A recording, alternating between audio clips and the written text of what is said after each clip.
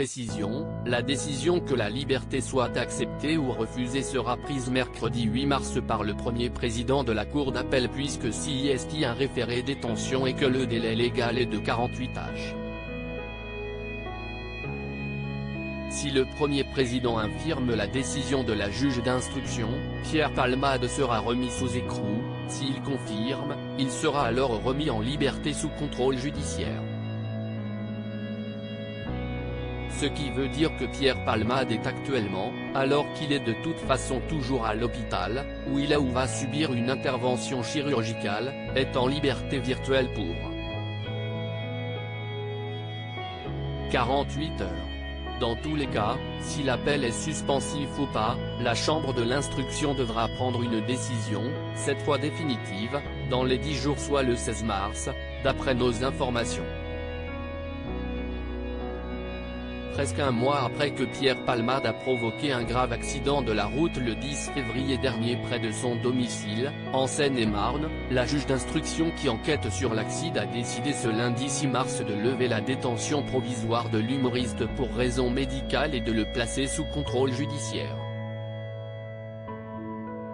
Comme l'a dévoilé Le Parisien, l'humoriste reste actuellement hospitalisé au Plessis-Robinson, depuis le 5 mars, et ne mettra pas, pour le moment, les pieds en prison. Si est-il le 27 février qu'il avait été placé pour homicide et blessure involontaire par conducteur ayant fait usage de produits stupéfiants en état de récidive légale, et mis en examen, dans le service d'addictologie de l'hôpital Paul Brousse de Villejuif sous bracelet électronique. Il pourrait être officiellement remis en liberté, pour motif médical. Mais, le procureur de la République de Melun a fait appel de cette décision en un référé détention prise directement par la juge d'instruction.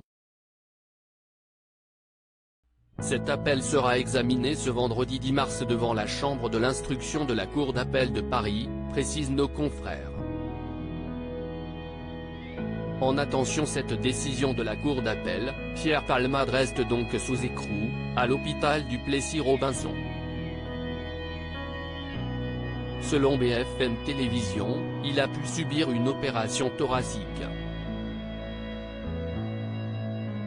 Une nouvelle qui tombe alors que Pierre Palmade a été victime d'un AVC il y a plus d'une semaine.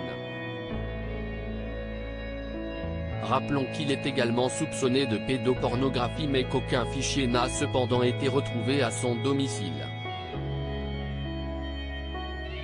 Une affaire qui semble s'éloigner.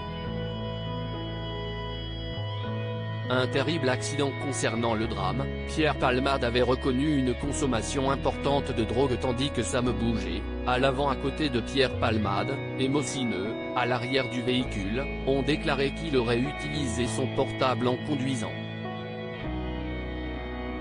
Pour rappel, il avait percuté une voiture dans laquelle se trouvaient 3 personnes. Il y avait Yüksel, conducteur âgé de 38 ans qui est sorti du coma artificiel dans lequel il était plongé mais ne peut pas bouger, parler ou communiquer, selon son avocat Maître Batik. Son fils de 6 ans, Devrin, était aussi présent. Grièvement blessé et défiguré, il a pu quitter l'hôpital. Mira, 27 ans, était la femme enceinte au moment de l'accident. Elle a perdu l'enfant qu'elle attendait bien qu'il soit né vivant par césarienne durant quelques minutes.